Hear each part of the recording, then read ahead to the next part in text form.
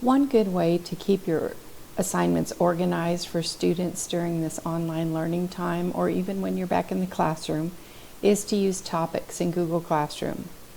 When you have a long list of assignments, kids kind of get lost and aren't sure which assignment to work on.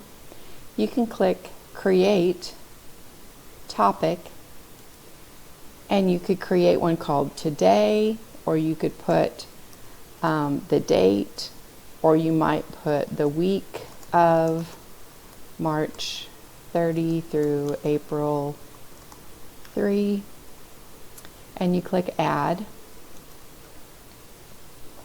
Your topics are going to be down below all of your loose items. You see I have quite a few topics on here. The new ones will always be at the very bottom, but all you have to do is click and drag them to get them to go up.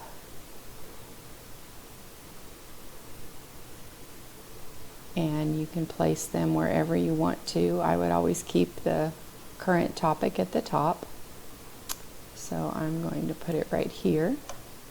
And now, because I have assignments created already, if I want them to go into that topic, I can either edit, and you'll see over here where it says topic, and you can choose week of March 30 to April 3rd. Click Save, and now that item is going to be found in that topic. You can also just click and drag them if they're close enough to it.